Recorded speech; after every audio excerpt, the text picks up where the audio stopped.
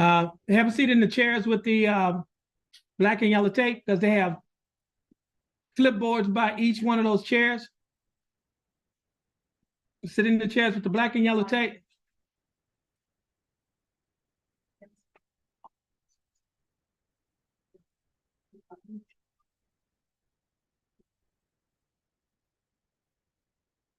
Y'all, I mean, if y'all together, you can sit together, but it's because it's only one defendant. The clipboard is for the defendant with the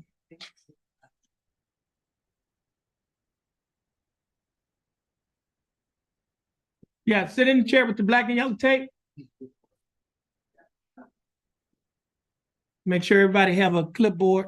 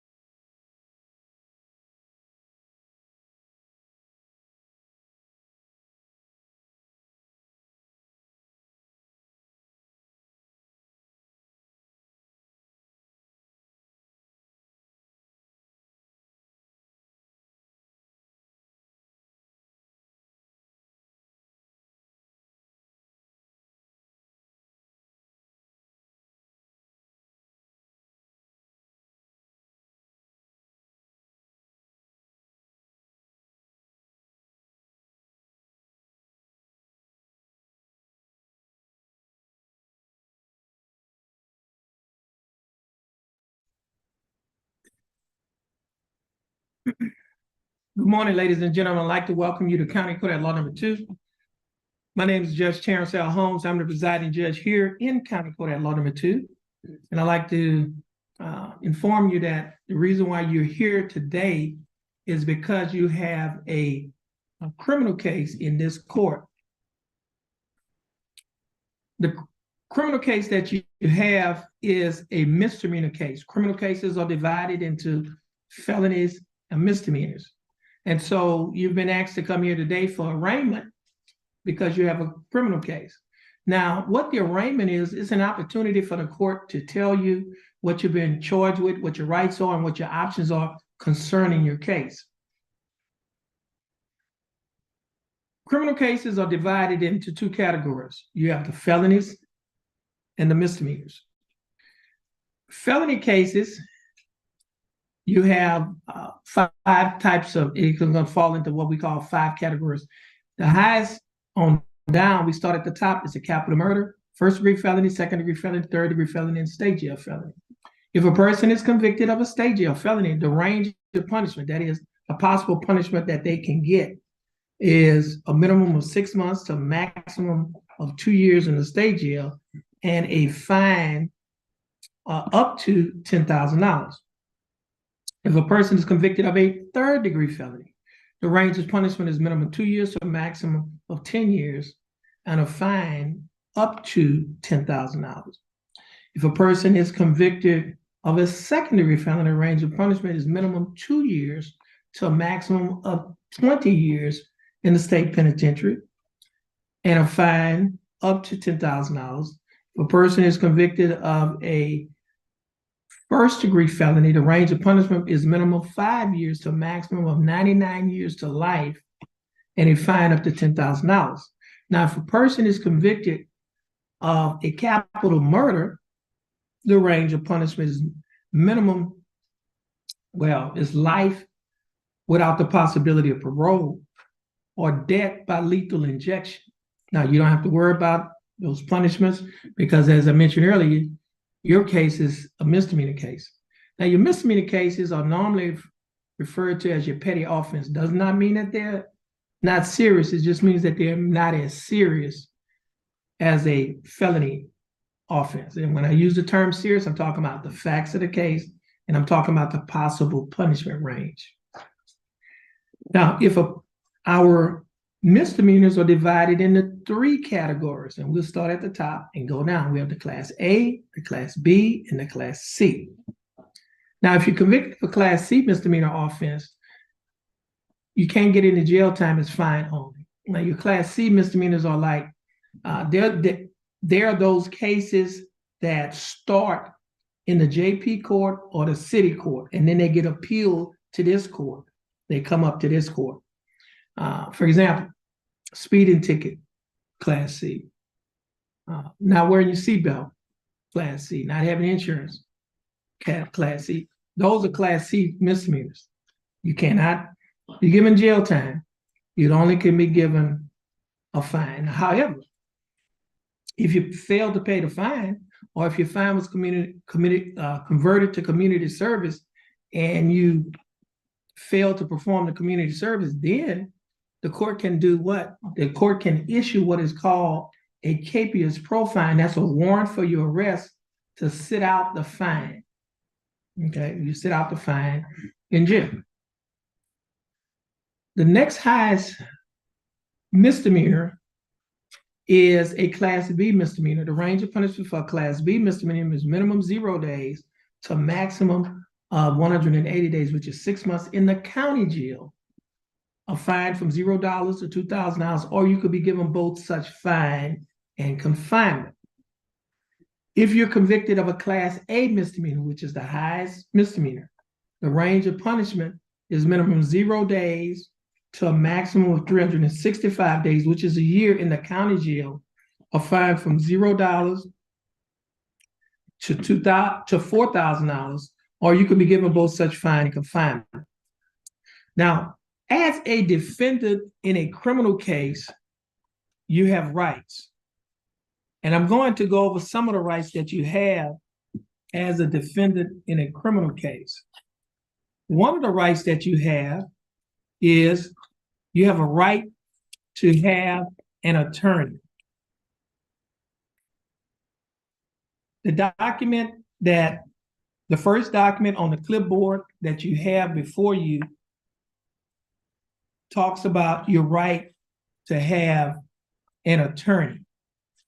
And it first says that regarding your right to have an attorney, you have 3 options. First, your first option is you can hire an attorney. And the second option is if you cannot afford to hire an attorney, then you can request that an attorney be appointed to represent you. And the third option is if you do not want to have an attorney to represent you in your case, you can waive your right to have an attorney, which means give up your right to have an attorney and represent yourself. We call that self-representation.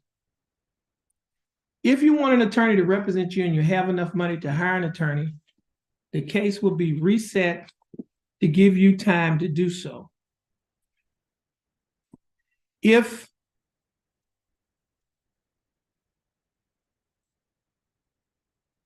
you do not have enough money to hire your own attorney, you can request that an attorney be appointed to represent you. Now, before an attorney will be appointed to represent you, you have to fill out what we call a financial questionnaire. The financial questionnaire is the third document on the clipboard that is titled Jefferson County Affidavit of Indigence. You would have to fill out that form so that the proper person can determine whether or not to appoint an attorney to represent you. If you want to waive or give up your right to have an attorney and represent yourself, you cannot speak to the prosecutor unless you sign a written waiver of your right to be represented by an attorney. Now, the written waiver is the second document on the clipboard, and it is titled Waiver of Counsel for Purposes of Entering a Guilty Plea or Proceeding to Trial. Now, be aware that there are dangers to self-representation. Waiving your right to an attorney and representing yourself may result in a worse outcome for you and your case, including the loss of significant opportunities and rights relating to military service, possession of a firearm, housing and public benefits, child custody, immigration status for non-citizens, and employment. If you choose to proceed without an attorney, that is, if you decide to waive your right to an attorney and represent yourself, you may change your mind at any time and request that an attorney be appointed to represent you by the court. At the bottom of the first document, there are 5 categories. If you want to hire an attorney, you will put your initials on the first line to the left. If you have already hired an attorney to represent you in your case, then you will place your initials on the second line to the left and the name of the attorney on the line to the right. If you want to apply for a court-appointed attorney, then you will place your initials on the third line to the left. If you've already been appointed a court-appointed attorney in your case, then you will place your initials on the fourth line to the left and the name of the attorney on the line to the right. If you want to waive your right to an attorney, that is, if you want to represent yourself, then you will place your initials on the fifth line to the left. Once you have finished initialing one of the 5 lines, then you will sign your name on the line that is titled Defendant, and you will date it today's date on the line that is titled Date, and today's date is October 31st of 2023. Now, for those individuals who will be waiving their right to an attorney and representing themselves, the second document is titled Waiver of Counsel for Purposes of Entering a Guilty Plea. And this document will be read and signed only by individuals who will be waiving their right to an attorney and representing themselves. And the document reads as follows: I have been advised of the nature and charges against me and the dangers and disadvantages of self-representation. My waiver is voluntarily. Voluntarily basically means that no one is forcing you to waive your right. And it says it's voluntarily and intelligently. Intelligent means that you know what you're doing. So you're saying that my waiver is voluntarily and intelligently made. Furthermore, I have been advised this 31st day of October of 2023 by County Court at Law number 2 of my right to representation by counsel in the case pending against me. I have been further advised that if I'm unable to afford counsel, one will be appointed for me free of charge. Understanding my right to have counsel appointed for me free of charge, if I'm not financially able to employ counsel, I wish to waive that right and request the court to proceed with my case without an attorney being appointed for me. I hereby waive my right to counsel. And if that is your choice, you will sign your name on the line that's titled Defendant, and you will date it today's date, October 31st of 2023. Now, as a defendant in a criminal case, you also have a right to have a trial by jury. Where those young people are sitting in that area over there, we call that the jury box. 6 citizens will be selected to listen to the evidence, listen to the arguments, and then they will deliberate and decide whether or not you're not guilty or guilty of your charges. Now, you can waive or give up your right to have a trial by jury as well. That means that if you're waiving or giving up your right to have a trial by jury, you will not have a trial by a jury.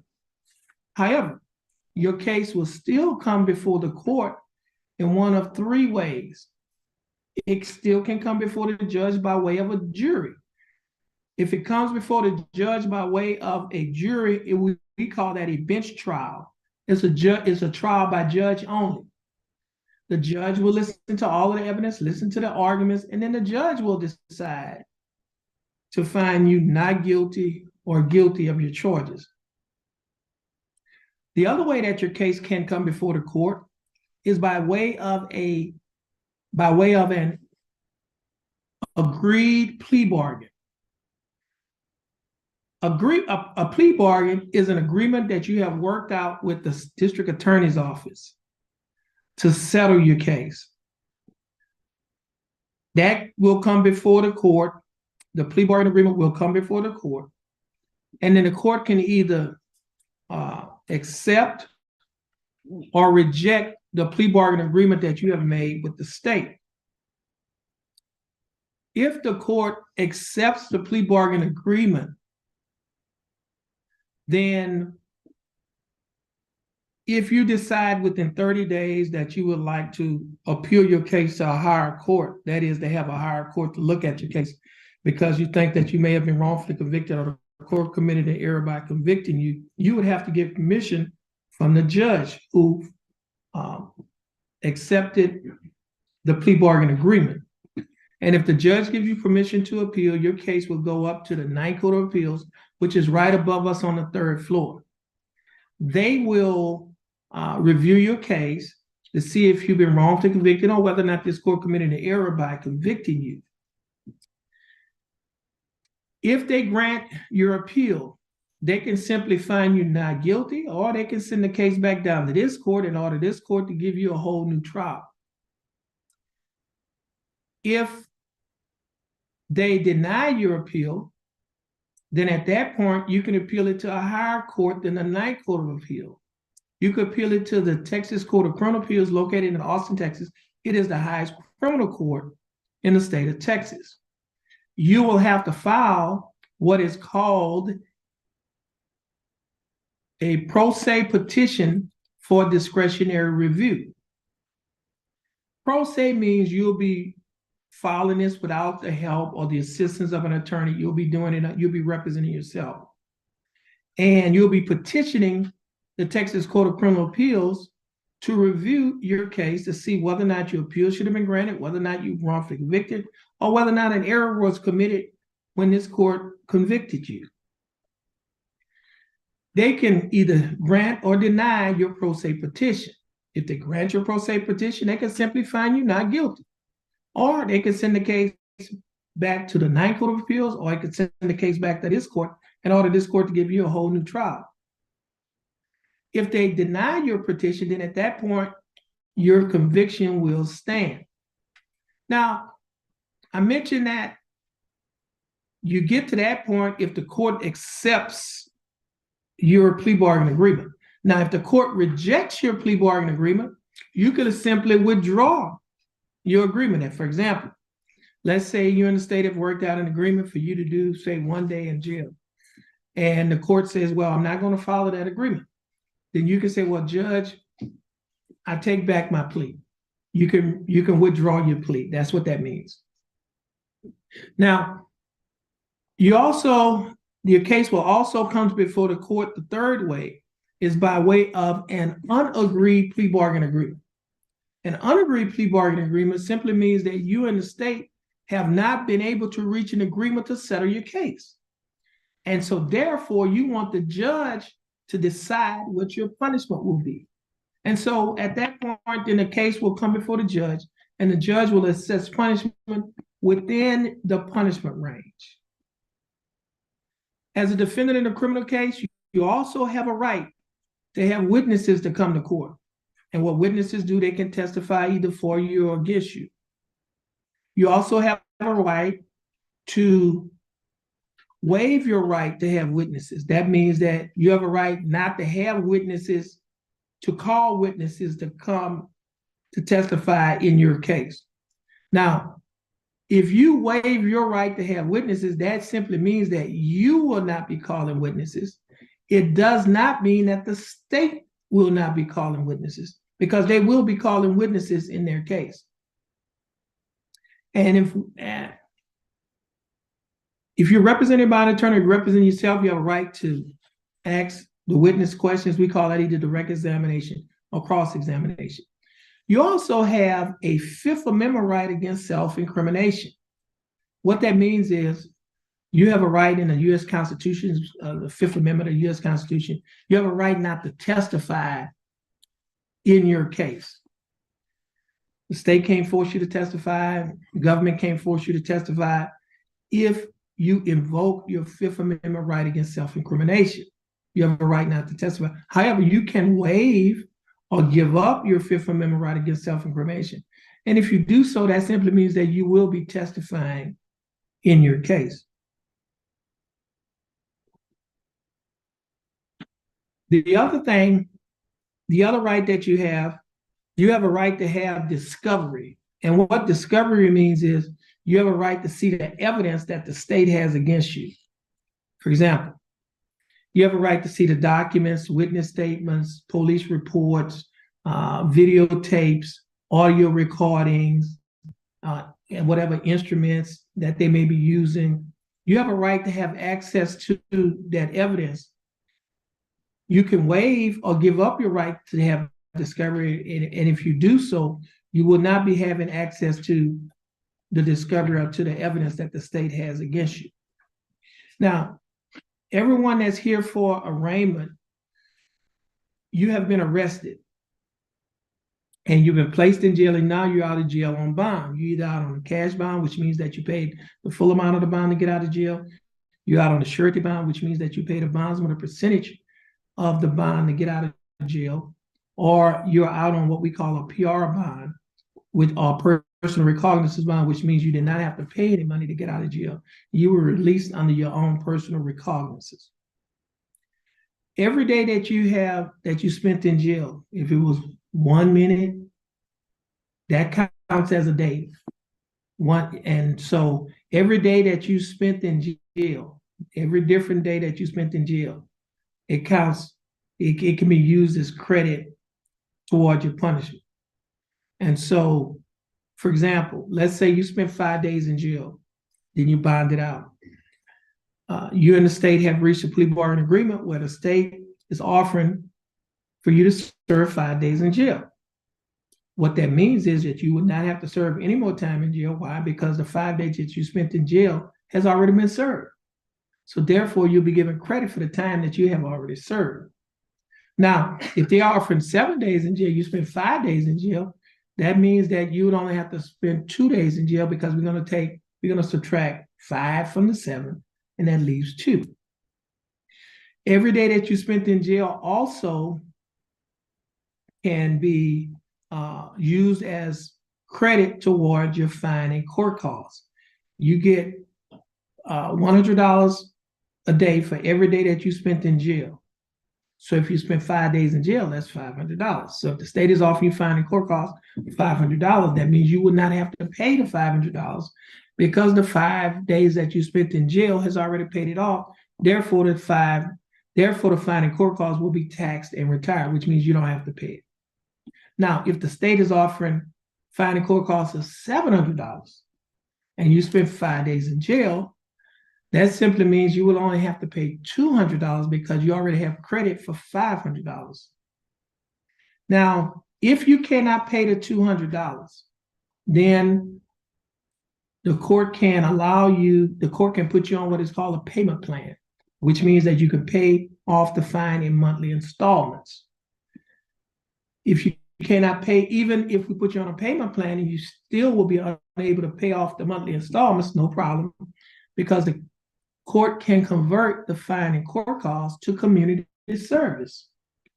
And every 1 hour of community service that you perform at a nonprofit organization in Jefferson County, you will have $12.50 that will go toward your fine and court costs. So if a person works 8 hours 1 day doing community service. That's $100 that will go toward their fine and court costs. Okay, so next, Jefferson County has a program for first-time offenders. If you haven't been in trouble before, you don't have a criminal record, they have a program where they will dismiss your case. The program is called pretrial diversion.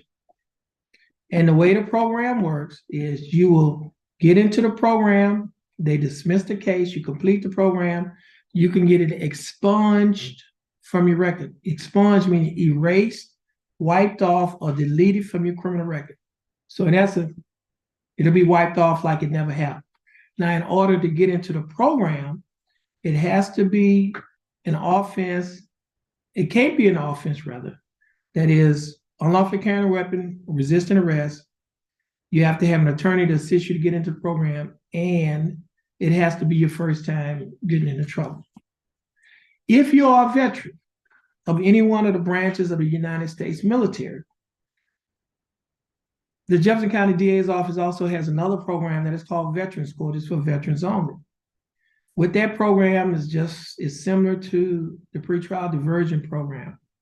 With that program, you just have to be a veteran, and if you get into the program, and you complete the program, they will dismiss your case.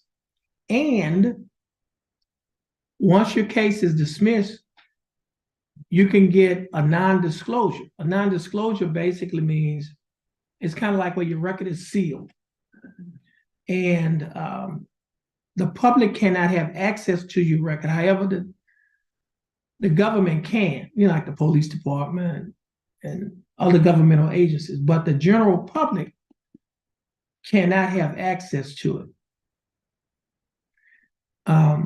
This court has a program that is called the CSI program. CSI stands for Community Safety Initiative. It is a program that I started within the first 100 days of taking office in March of 2017. That is a program that is designed to address the issue of what we call recidivism. Recidivism means, basically, it's defined as people committing crimes over and over. And so the way we address recidivism is through the CSI program. With that program, we have partnerships with agencies in our Jefferson County area. One of the partnerships that we have is with Spindletop, and the folks in Spindletop, they're here. They're going to come to you in a little bit and tell you more about their program. But basically, with the Spindletop program, a person, and the Spindletop is our local mental health center. A person don't have to be insane or incompetent to participate in the program. You can suffer from anxiety, depression, or whatever, or any type of other mental illness. Spindletop have the expertise to address those issues. And the way we do it here is by having a private interview. They'll have a private interview.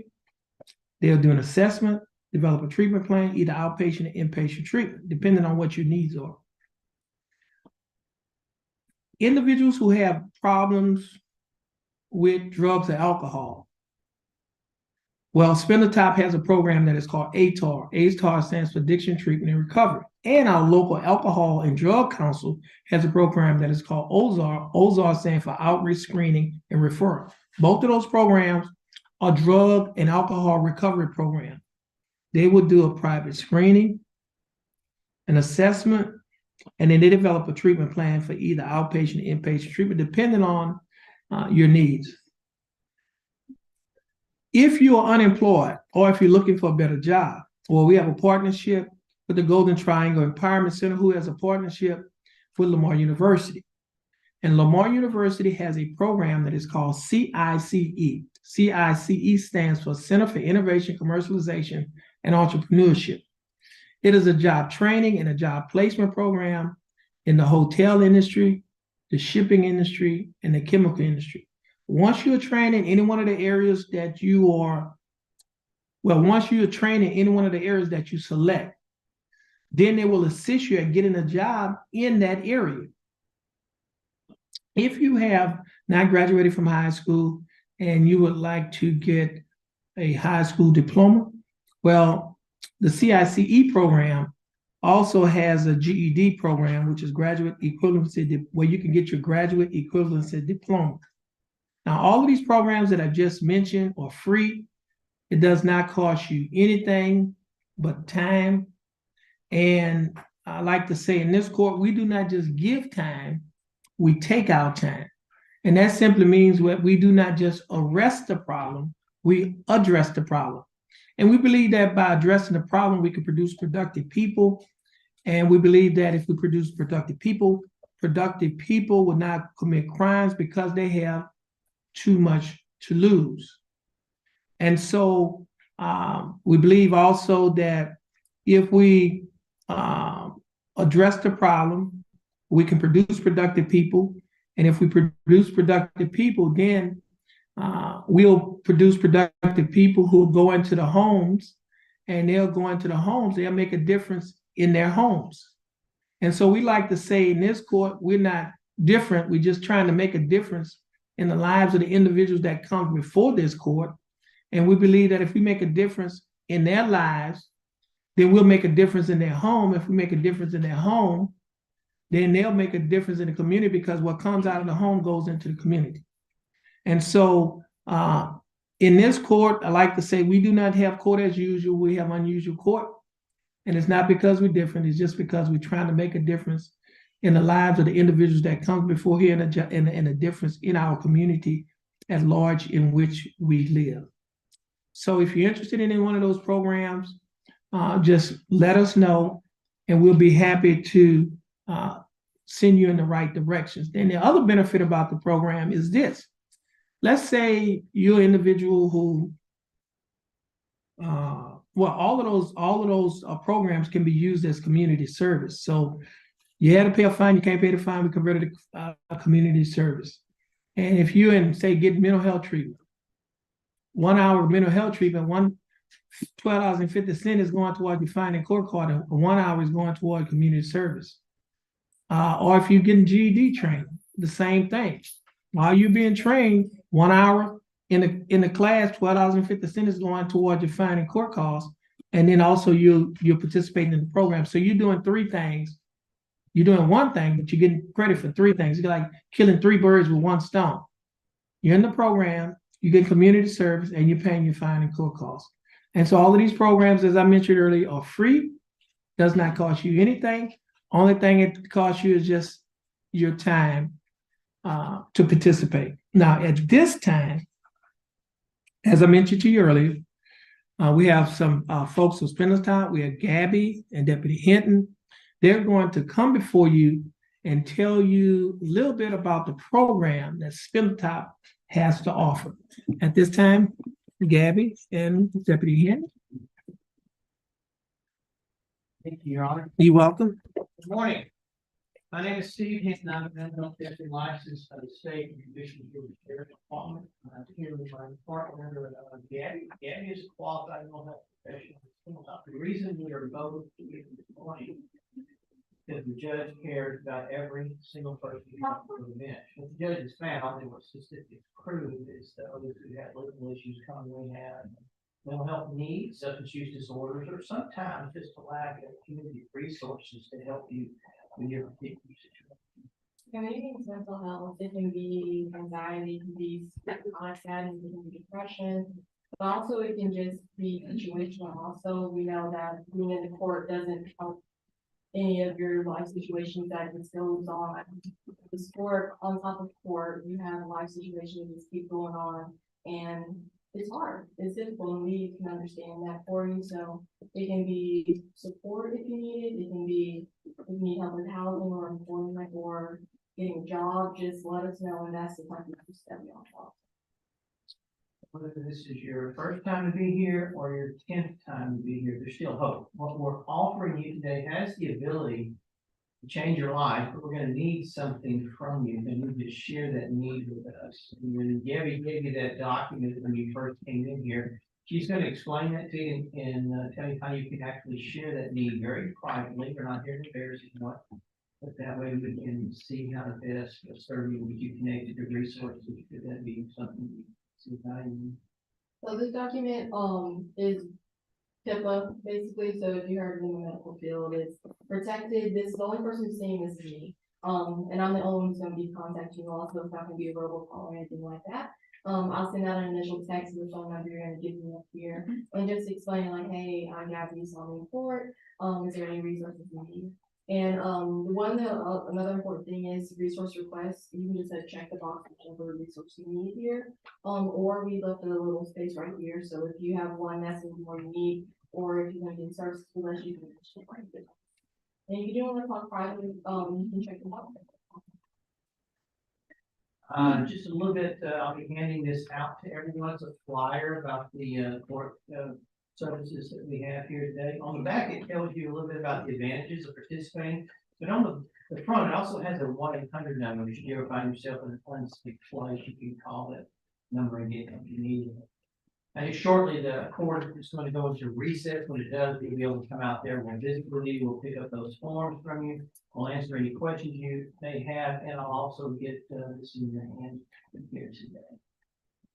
Thank you. Thank you, Your Honor. Thank you, Deputy Anthony and Gabby. Now, ladies and gentlemen, the information that's on the clipboard, if you need some help to fill that information out, we have our core personnel who's here. We'll be happy to help you with filling out that information. Now, once the information is filled out, we're going to pick that information up, and then we're going to call you up before the bench one at a time. And then once your case is either reset or you put in one of the 3 categories, then once you're free to go, then your case will be reset.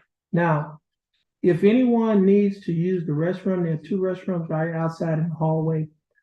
The male restroom in front of County Court at Law number 3, and the female restroom is on the opposite side of the hall in front of the 172nd District Court. So again, if anyone needs any help with filling out the paperwork, just simply raise your hand. We have our court personnel who's here to assist you, and then also we will pick up that paperwork. Okay, and so the court is going to go in recess to give the court personnel an opportunity to assist you and to pick up the paperwork from you. At this time, the court will be in recess.